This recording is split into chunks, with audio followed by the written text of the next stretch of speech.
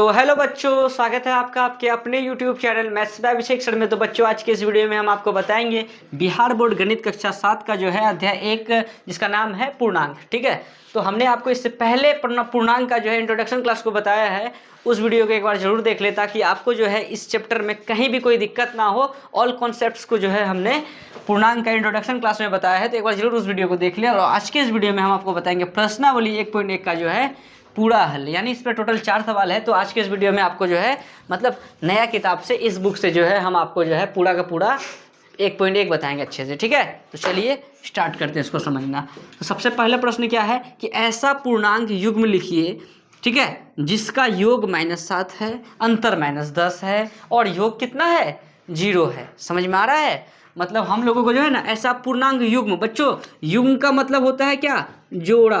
क्या होता है, जोड़ा। जोड़ा का मतलब कै गो, एक जोड़ा चप्पल में कै गो चप्पल रहता है, 2 गो। समझ में आ रहा है? जोड़ा का मतलब 2 गो। तो हमें जो है ना ऐसा 2 गो पूर्णांक लिखना है। कहने का मतलब ये है ऐसा 2 गो पूर्णांक लिखना है जिसका योग -7 हो और जिसका अंतर -10 हो और जिसका योग कितना हो, 0 हो। समझ में आया?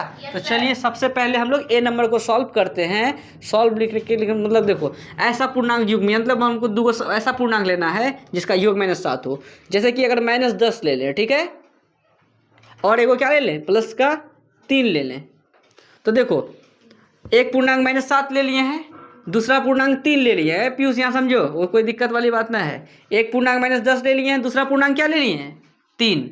तो इन दोनों का योग कितना आएगा बताओ तो, -7 आएगा। क्योंकि माइनस और प्लस को देख के हम लोग बड़े वाले में छोटे वाले को घटा के और जो बड़का रहता है उसका चिन्ह को उसके आगे लिख देते हैं। तो -10 और प्लस का 3 ले लेंगे तो बताओ इन दोनों का योग कितना होगा, -7 होगा कि ना होगा?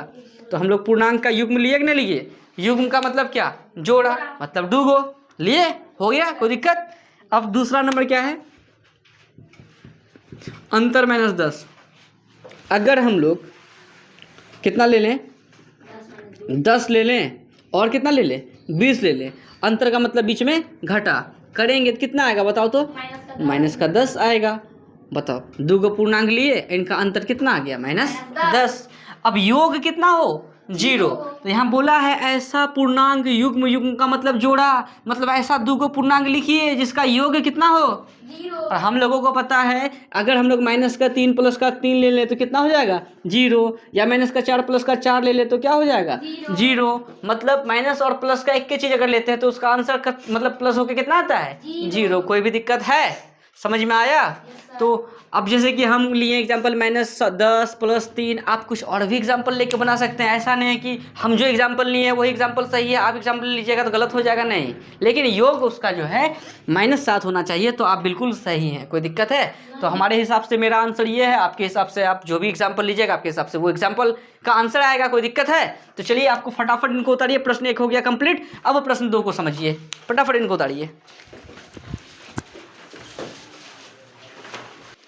तो बच्चों जो है 1 नंबर हो गया कंप्लीट। अब देखिए 2 नंबर का ABC है इसमें।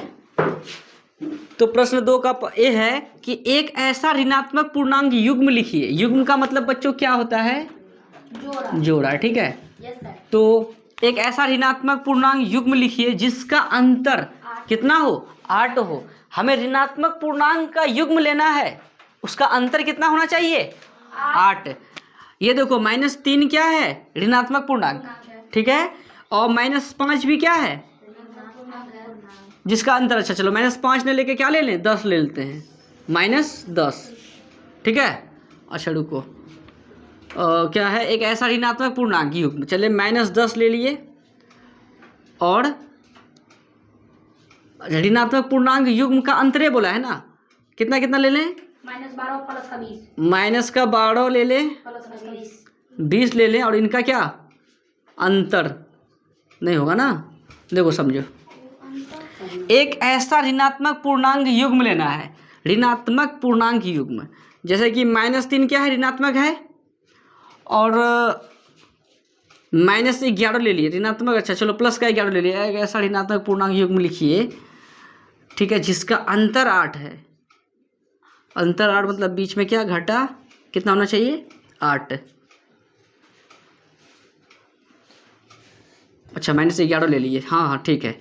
देखो हो गया, कोई दिक्कत नहीं। देखो एक ऐसा ऋणात्मक पूर्णांक युग्म लिखिए, ठीक है, ऋणात्मक पूर्णांक युग्म, जैसे कि -3 क्या है ऋणात्मक पूर्णांक, -11 भी क्या है ऋणात्मक पूर्णांक। तो युग्म मतलब क्या, जोड़ा दुगो ले लीजिए, जिसका क्या रे अंतर, अंतर मतलब क्या, बीच में घटा, कितना हो 8 हो। देखते हैं करके, -3 और माइनस माइनस प्लस का कितना रे 11। अब बताओ -3 प्लस का 11 कितना होता है, 8 9 10 11, बोलो प्लस का 8 आएगा।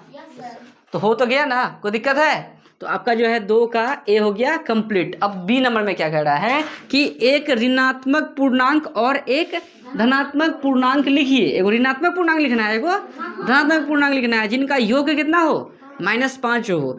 जैसे कि अगर ले लिए -15 एक ऋणात्मक पूर्णांक, एगो ले लेते हैं 10 धनात्मक पूर्णांक, इनका योग अगर करेंगे तो कितना आएगा -5 आएगा। हो गया, कोई दिक्कत। तो आपका बी भी हो गया कंप्लीट। अब सी नंबर बोल रहा है कि एक ऋणात्मक पूर्णांक और एक धनात्मक पूर्णांक लिखिए, जिनका अंतर कितना है -3 है। तो एक ऋणात्मक पूर्णांक अगर हम ले लिए -1, कोई दिक्कत है, और एक धनात्मक पूर्णांक अगर ले लिए कितना 2, प्लस का 2 ले लिए, धनात्मक पूर्णांक हो गया। एक ऋणात्मक पूर्णांक और एक धनात्मक पूर्णांक लिखिए, लिख दिए, कोई बात नहीं, एगो ऋणात्मक लिख दिए, एगो धनात्मक लिख दिए, -1 ऋणात्मक प्लस 2 धनात्मक लिख दिए, जिनका अंतर कितना है -3। यानी अगर बीच में अंतर करें या बीच में घट आए तो इसका अंतर कितना आना चाहिए -3। तो करके देखिए कितना हो जाएगा, -3 नहीं हो जाएगा, दोनों जुट जाएगा, लेकिन चिन्ह किसका रहेगा माइनस का ही। तो बच्चों एक नंबर में थोड़ा सा समय लिए, कोई दिक्कत नहीं है, थोड़ा सा अटपटा हो गया था। तो चलिए फटाफट जो है आप 2 को भी उतारिए, आपका 2 भी हो गया क्लीन। अब 3 नंबर को बताते हैं, उसके बाद 4 को, उसके बाद ये आपका प्रश्नावली हो जाएगा फिनिश। फटाफट उतारिए इसको।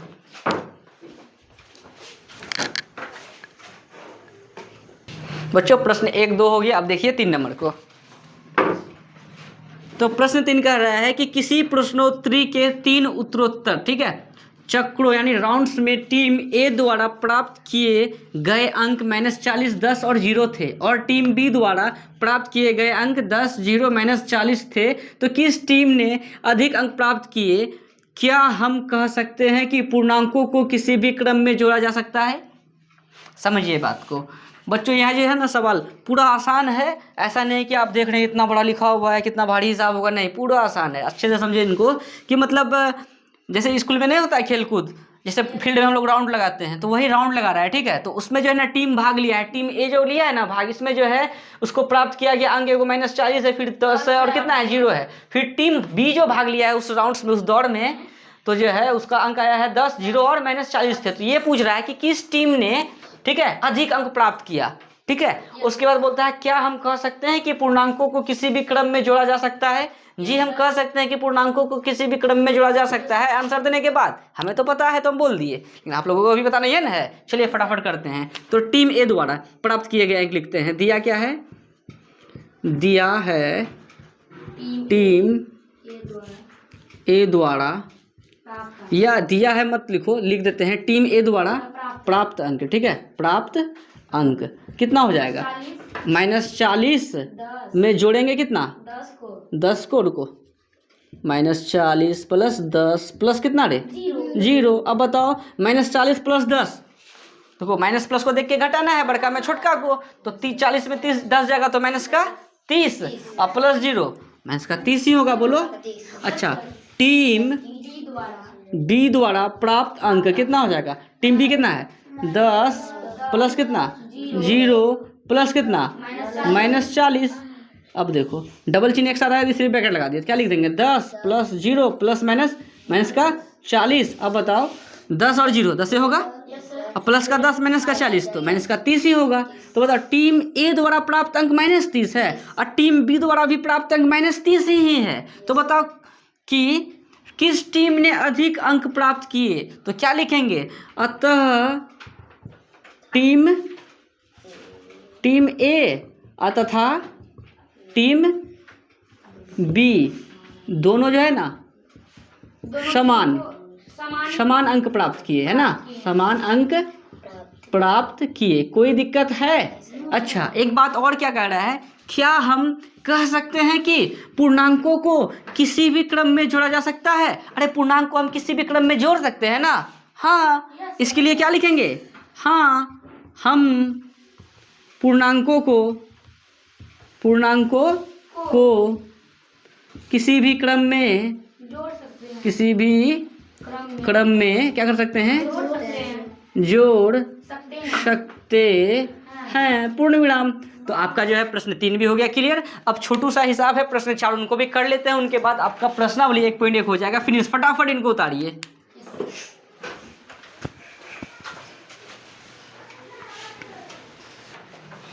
तो बच्चों 1 से 3 तक हो गया। अब देखिए प्रश्न 4 को।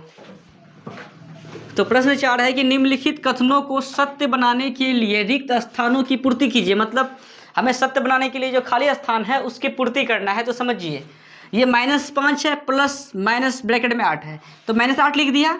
तो बताओ क्या नहीं लिखा है? मतलब -8 पहले लिख दिया है, उसके बगल में क्या लिखा है तुम्हें बताओ तो?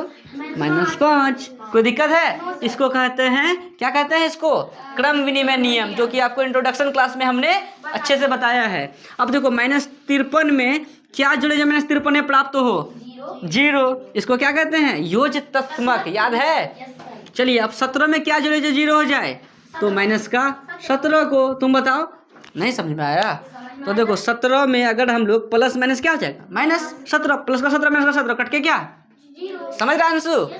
चलो अब देखो चौथा नंबर में 13 प्लस माइनस 12 है। अब प्लस डैश है ना। अब यहाँ देखो 13 प्लस माइनस 12, अब प्लस माइनस 7। अब देखो 13 भी लिखा हुआ है, -12 भी लिखा हुआ है, क्या नहीं लिखा है?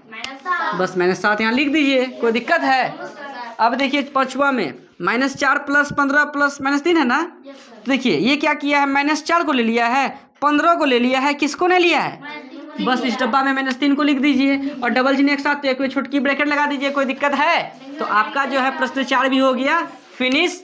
अगर आपको कहीं डाउट हो तो आप क्या कीजिए, वीडियो को थोड़ा सा पीछे कीजिए, फिर से वीडियो को देखिए, आपका डाउट हो जाएगा खत्म। तो बच्चों हमने आपको जो है प्रश्नावली 1.1 क्लास 7 का जो है न्यू बुक का, इस बुक का जो है प्रश्नावली 1.1 अच्छे से खत्म कर दिए हैं। अब नेक्स्ट वीडियो में आपको 1.2 बताएंगे, ठीक है? चलिए अब जो है अब अपने सभी दोस्तों के साथ जरूर शेयर करें और उन्हें बताएं कि न्यू बुक से जो है अभिषेक सर बताना स्टार्ट कर दिए हैं। ठीक है बच्चों, मिलते हैं नेक्स्ट वीडियो में। धन्यवाद।